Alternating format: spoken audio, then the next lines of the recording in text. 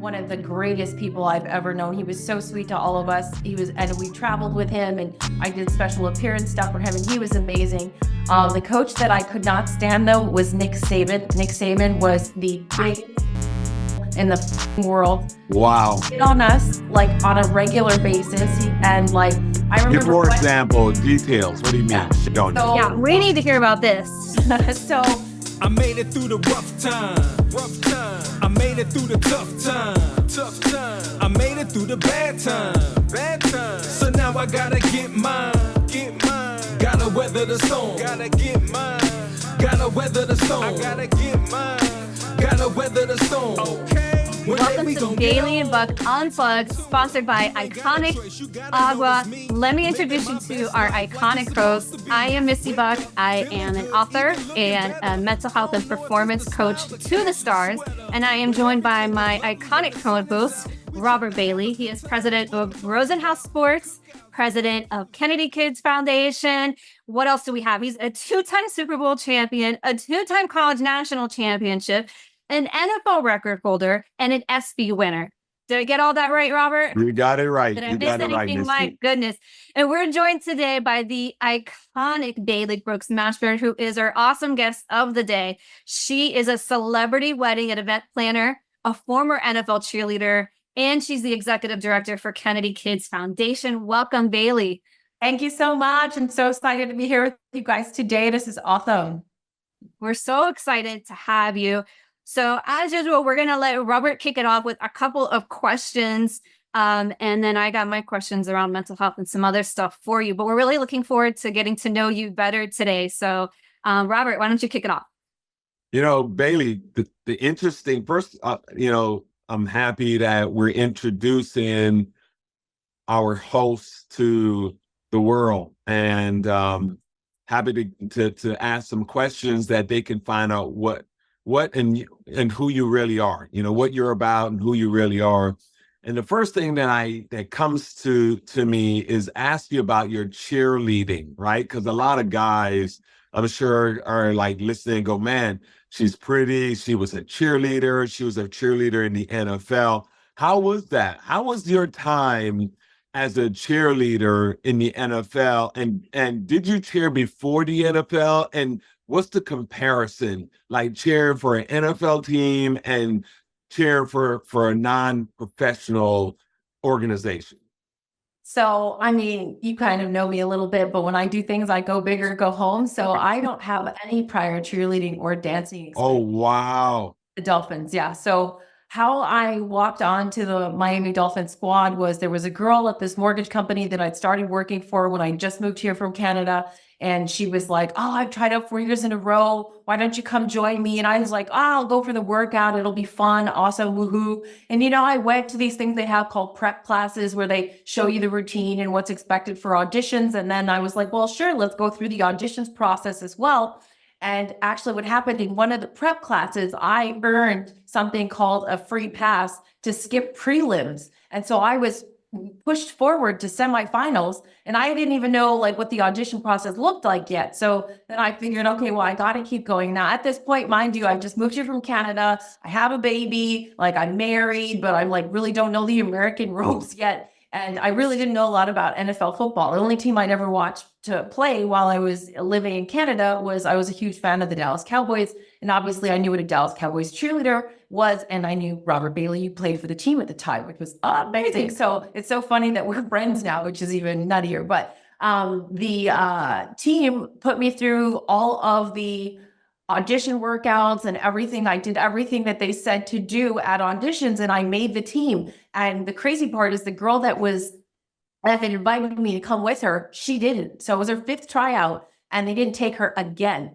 And let me tell you, my life was a living hell at work because this woman was so jealous, and the owner was her friend, and it was a nightmare. She made every file I tried to process, my files went slower. It was just horrendous. But I ended up being with the Finns for since 2003, and then 2018 I retired as an ambassador cheerleader in their program because they have a coast field career for the cheerleaders as well. But before that, I'd never taken a professional dance class. I'd never cheered for a college team or a high school team. It just wasn't something I'd ever done before. And I just kind of walked on.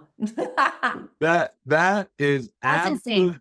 Listen, that is absolutely incredible because Misty is a cheerleading coach. Oh, wow. And I wonder, I'm like, that must first of all upset Misty, and I'm sure I could see why the other cheerleaders who have spent hours upon hours and years upon years learning routines and then and all the different moves, and then this girl from Canada just shows up, never cheered before, never, and just goes out for a professional team and then makes the squad. You must be one of was there any other cheerleader on the entire squad that did not cheer before?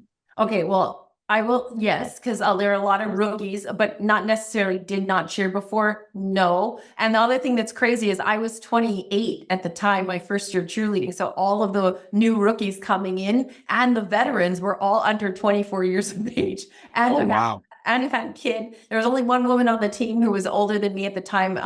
Sheila Knowles, she was 38. And she was iconic. She had 2 kids. And but other than that, it's a lot. Like if you watch Dallas's, it used to be called Making of the Squad, but I don't know what it's called right now. It's the Dallas. Yeah, I remember that.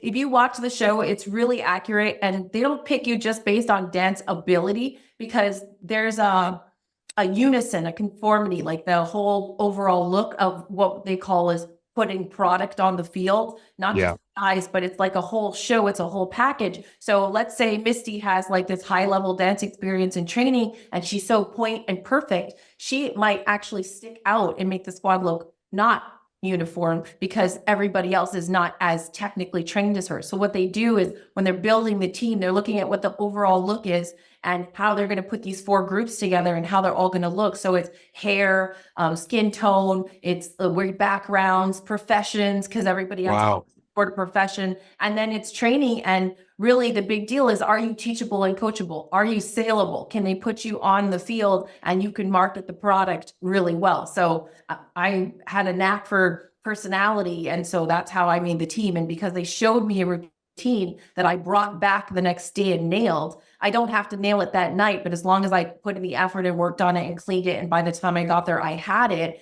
That's what I always did. So every night they gave me a new routine. I came back the next day, polished. What's the next one? Polished. Right.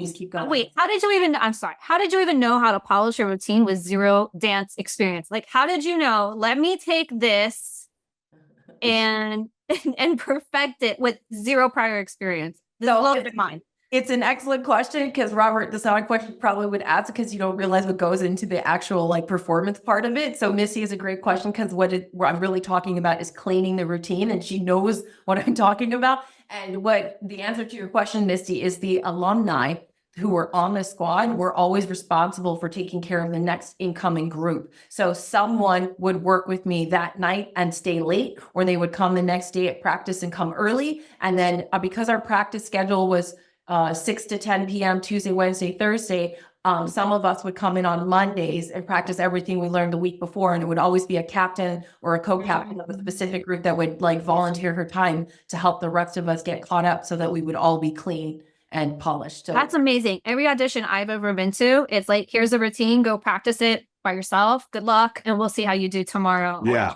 That's every experience I've ever had. So amazing. It's amazing that you actually, like, I'm amazed. I didn't know that about you. I didn't know that I thought you were a dancer and you came from Canada as this, celebrity dancer, and the Dolphins were happy to have you. That's just the way I looked at it. Right. But now I'm thinking, what's for a former football player, our motivation is obviously the money. A lot of guys will tell you, we want to play professional because of the money. What is I know cheerleaders don't make much money or hardly any money, right?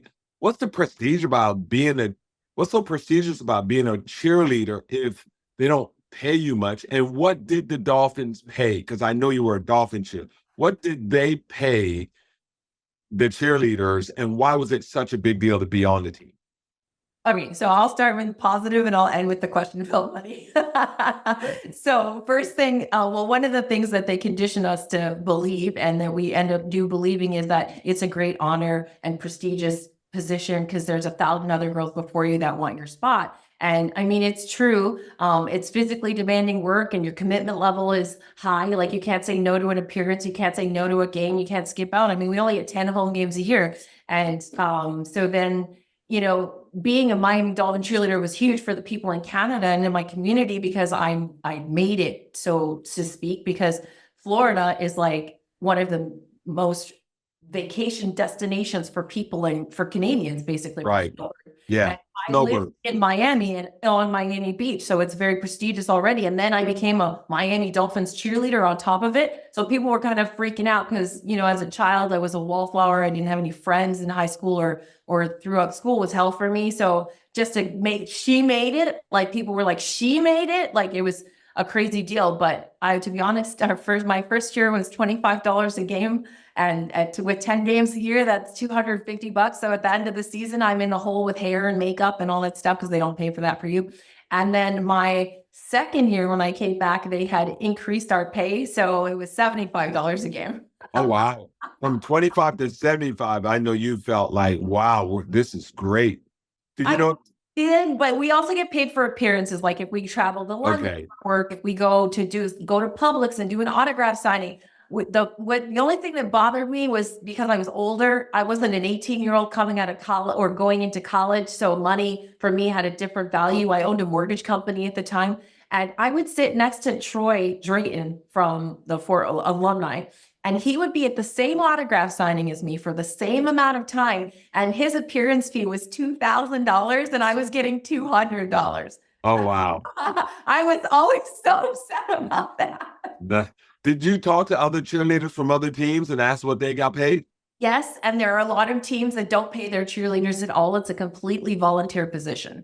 Holy cow, I did not know that. And some teams don't actually even own the cheerleading piece. They actually outsource it to like a dance company, and the dance company comes in, wears the uniform, and they had that as well. So there were teams that did that. And then there are some teams that don't have cheerleaders at all. I know currently that the team now, because we also did not get paid to practice. And I told you I was practicing Monday, Tuesday, Wednesday, Thursday with a child at home and for 4 hours a night after work and a full-time job, plus appearances, plus game days. So your commitment level is year round. Like you only get February and March off and then you start over again. Well, you know, in football, we talk a lot about the coaches and how they treat the players. How did the organization treat you guys? How did the manager of the cheerleaders, did they threaten you guys like they threatened football players? Were there any threats? And how, were the girls crying? How was that atmosphere?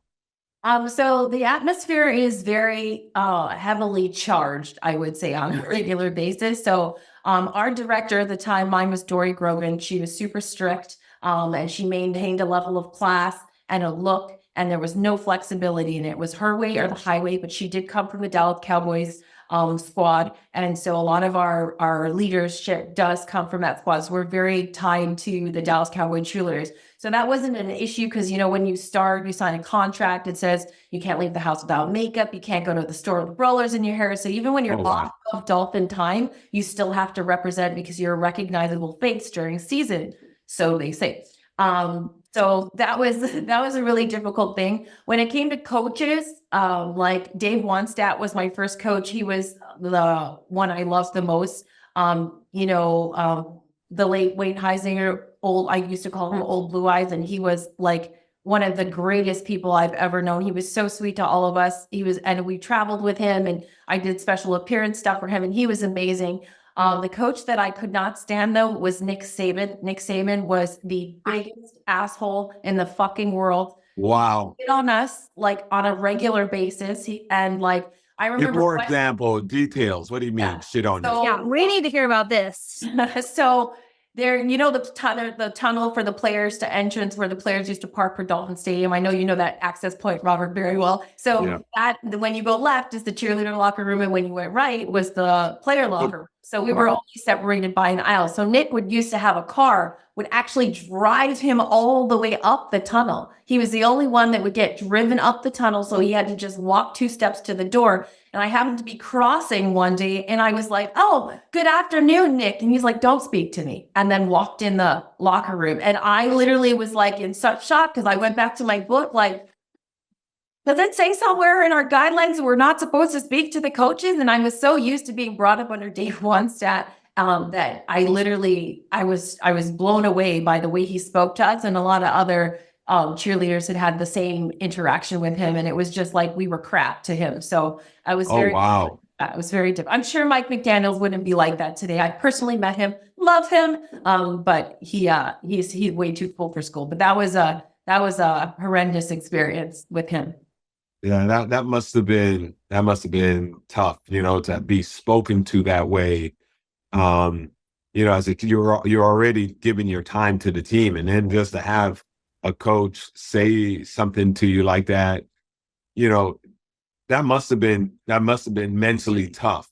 Did they ever threaten you guys to kick you off the team for gaining weight? Or I hear stories like that. Yeah. How was that? And like, how was that on your mental health? So you were only allowed to gain 2 pounds or lose 2 pounds over your start weight. So if you came in at so my start weight my first year was 127. And why this is ingrained in my brain back to 2003 is because of how much they focused on it. So if you were caught on the field in a uniform and there was a piece of fat rolling over, 2 pounds up plus or minus. So it was only ever allowed to be as small as 125 or as high as 129. Or was there a grace period? Hold on. Speaking as a female, is there any kind of grace period when you, let's say, like, nope, perhaps retaining water, we'll say, for specific natural reasons? Yes, I understand you. Was there a grace for that? No. So basically it's like they would print the picture from the sideline photographer and hang it in your locker, and big red marker would circle the piece of your body that they didn't like, whether it was your hair, your boob, your waist hanging out, your butt, underwear you were wearing wrong, your hairline wrong, like anything, or your face on the field, circled in red and posted so that you could prep for next game. And then if you were waitlisted, there would actually be a sheet printed in the locker room that said all of the girls' names who were overweight. Oh, wow. And you had to weigh in we had to weigh in every practice. And I can't believe I'm talking about this now. That's incredible. I had no clue that, you just think from the stands, you guys are there to cheer and keep the fans happy. I didn't know it was that big of a deal, especially when at the time they're paying $25. I would have said, take this $25 and you know what to do with it. But let me ask you this. Okay, let me ask you this. So you had that horrible interaction with Coach Saban, and then you have all these things where you're constantly being criticized, it seems like, for whatever motivation you want to say they have for that. How do you maintain then the mental toughness and the enthusiasm to go out, represent this team and organization, and put on a face where your job is to make sure that the crowd is entertained? So that's part of your job too, right? So like, how do you do that when you feel like the head coach is being like not nice, we'll say, and then we have and then we have the all these regulations that are coming down on you, where everyone's probably constantly feeling like they're not good enough, I would imagine. So like, how do you maintain the ability to go out there and keep that demeanor? It's fear. It's a fear tactic. If you don't maintain it, you get cut. You just get pulled from the next game, or you're cut from the team immediately. Was it that important to you? There's 1,000 other women out there who would like your spot. I don't know if it was that important to me, but it was such an accomplishment for me to be on something that at such a huge level, that was such a big deal. And I'd never been a part of something that large. Like, I've never been a part of a sorority. I didn't go to college. There's all these things that I missed out on that other people have enjoyed or been a part of. And so me making the Dolphin cheerleading squad was like so huge that once you got it, you didn't want to lose it. And I also realized how hard other women work to get on to the squad. Like, for instance, another thing that we had to be conscious of is like dating players. Like dating players is a faux pas. If you got caught, you got cut. And if you got caught, your best friend also got cut because they would just assume that your best friend knew. And because she didn't report you, they would just cut her too, no questions asked. So you could date a player on a different team, but then if that player got traded to your team, then you'd get cut immediately. So you had to watch for that. And then like, even if we were out at a club hanging out as girls and we wanted to do something after the game, if the players showed up, we were required to close out our tab and walk out of the club immediately. Even if we paid a cover, bought bottles, already bought food, we were not allowed to be in there to just like maintain the separation and so that the squad didn't get a bad name, which our squad has an excellent reputation. So. That's interesting. I mean, I'm just thinking, how the hell would they know? I mean, I think they brainwashed you guys so much that you were in fear because of all the brainwashing. I just think that, you know, players' wives always wanted to get cheerleaders fired. Players' wives were very toxic at the time. If a player's wife saw you, she could create a story and like sell it. Like, you know, it was a lot of jealousy because if your husband who was a player was going on a trip with all of the cheerleaders, it was a whole other thing, especially if they couldn't come or right. didn't bring them along. So we also saw a lot of animosity from the player wives, or especially even worse, the players' girlfriends who were trying to be wives, like they were even worse. So it's a whole lot of just the WAG group was. Yeah, there you go. Yeah. So it was a whole lot of that in the background too, but what can you do? Imagine that was then without social media. Imagine what it is today with social media, right? Because I know personally a lot of guys who have gone out with cheerleaders and, you know, they connect with them through DMs and Instagram and everything else. Imagine now how much goes on that probably the head of the cheerleading squad don't know about, you know, and imagine, I'm sure a lot of stuff is happening now. And it's just, you know, it's just tough to go through, you know, that kind of job, have all that pressure from the people who are threatening to take, you know, your weight, your look, you know, caught you in a bad expression. And then now you got to deal with the wives and the girlfriends just because you're in the same vicinity or making an appearance with them.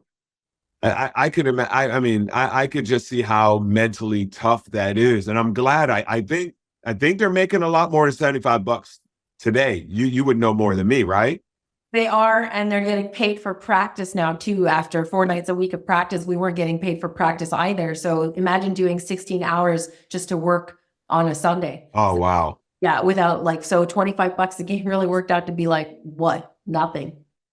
I remember years ago there were girls that challenged it.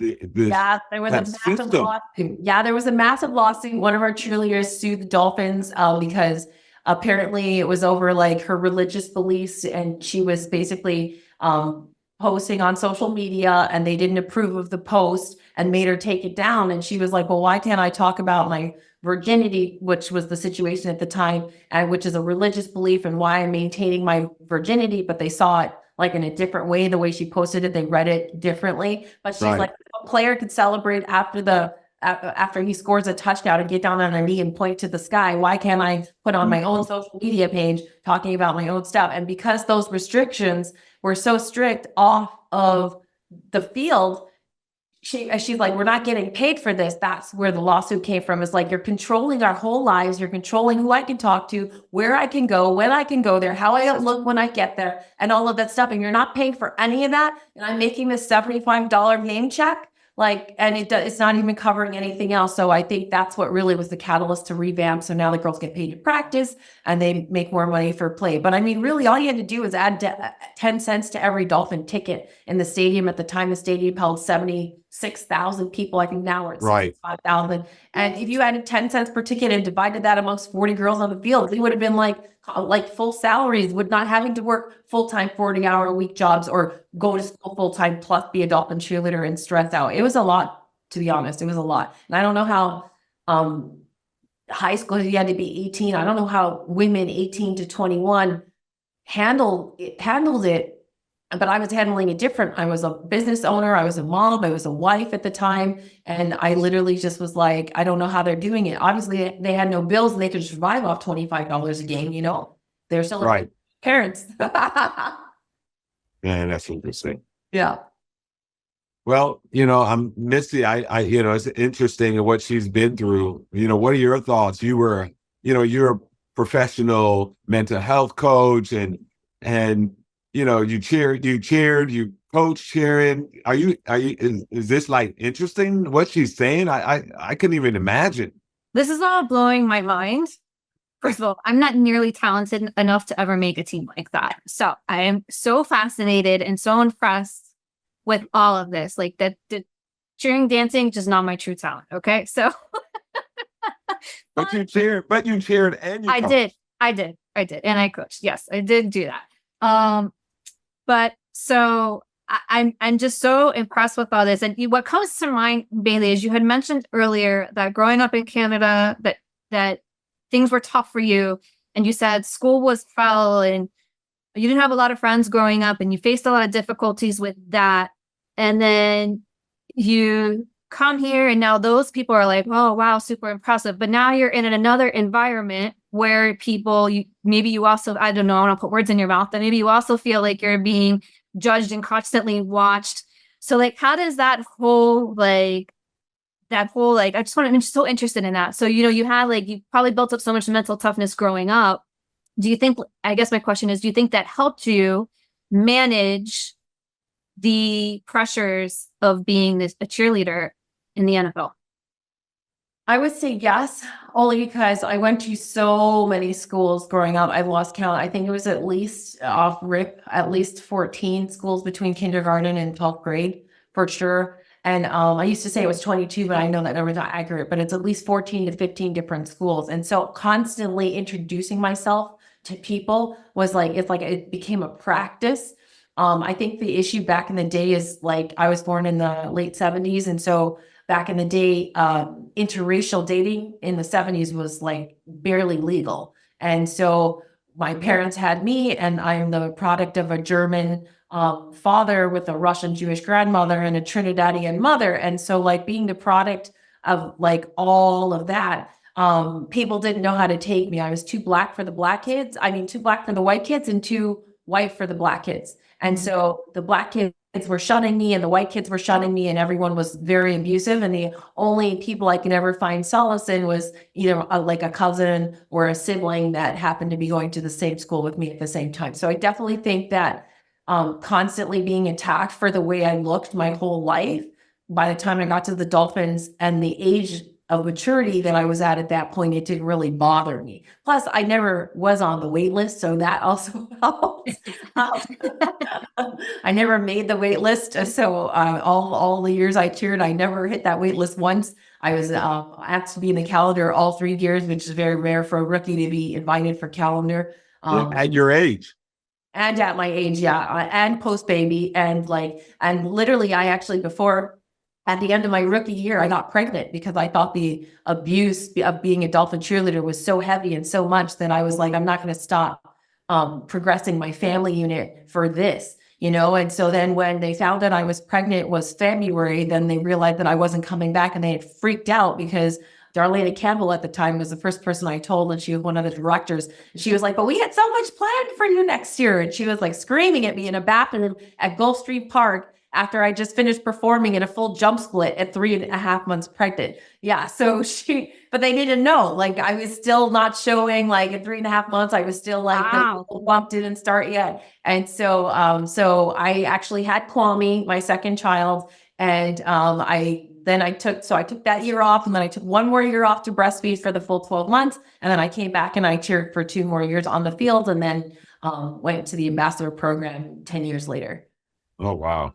Yeah. So the roots of the organization run deep. The girlfriends and the camaraderie are so like strong, and some of them develop later. They don't even have to be women that I've met while cheerleading. Sometimes it's women that I've been exposed to through the reunions or post cheerleading through somebody else that cheered with somebody else who cheered with somebody else.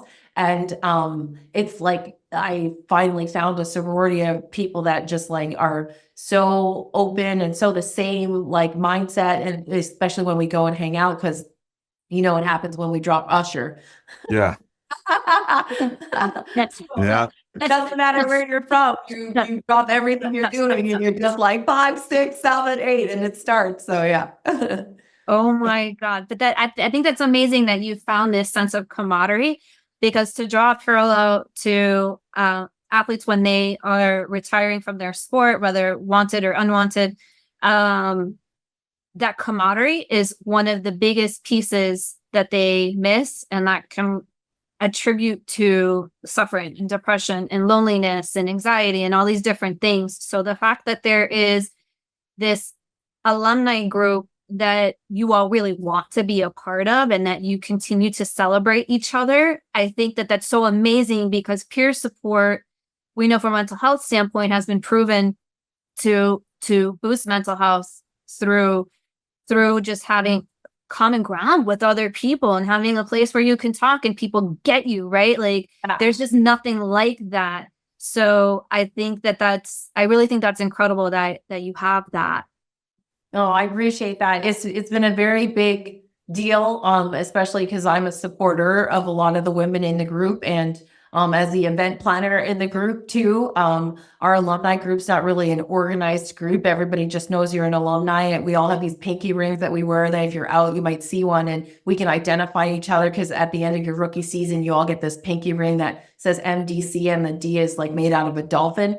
So that's really cool. But what's prevalent amongst women is like breast cancer. So a lot of the women, like later on, like we're all very supportive of it ever, because a lot, like I think it's 3 or 4 women are supposed to get breast cancer. I don't know what the actual stats are, but a lot of women in our group, like in the alumni group, like are going through stuff like that. So when that happens, it's a really big like community of people that just kind of like pull together, and then weddings and birthdays and babies being born. And so we celebrate a lot together. We also, a lot of us, there's 2 crews of us that I'm attached to that don't overlap, and we travel together. So we do Georgia. We have a cruise coming up in June of next year. And then like we just go on little trips. Sometimes we go to Dolphins away games and we stage those, and we get there. And one time we went to the Jets game. We're like 9 of us. We'll never do this one again, by the way, because the Jets are very aggressive. And No. yeah, and it's They are. it's called Lambeau, right? Lambeau. Yeah. At Lambeau, the parking lot is where you tailgate. And so all of us girls are Miami, full hair, makeup, boobs, like stilettos, jeans, crop tops. And imagine 10 women walking in looking like that for like at Lambeau. So at Lambeau, like Lambeau is at the Packers. Green oh Bay. no, okay, not Lambeau. I asked you, what's the Jets one called? I don't know. The Jets and the Giants play in the same stadium. Yeah, so that one. So MetLife. that one is in New Jersey. Yeah. But so they literally like go, it's like very blue collar looking. Everyone's in t-shirts and like jean crop shorts, and like no one's classed up the joint. No one's wearing makeup. No one's got earrings and accessories on. And we waltz in and they are on full attack the entire game, throwing popcorn at us, screaming at us, you whores, you bitches, like you. What? It's crazy. It's crazy. But I believe it. People are savage. I will not tell you what has come out of people's mouths to me at FSU Miami games. Well, this is like literally Savage. we're in the end zone. We're like 20, like 15 rows up from the field. You can see us because there's a line. We're all wearing matching outfits with sparkles everywhere, rhinestones glittering in the sun, and everyone is just on full attack. And you like, there was nowhere for us to hide. We couldn't go anywhere. It's crazy. Did that affect any of you guys? That like mentally, negatively? Like, did anyone really? How did that affect you guys? So I won't say it was that affected us, but I will say that there are a lot of girls that are traumatized by being a part of the squad, especially ones who are waitlisted, or if they couldn't get their hair right, if they couldn't get the move right. It's it's not abuse, but like when you hear somebody constantly say how bad you are at a certain thing, it's really hard for you to get better naturally. And it like, because the minute like you're in a routine, you're counting the moves.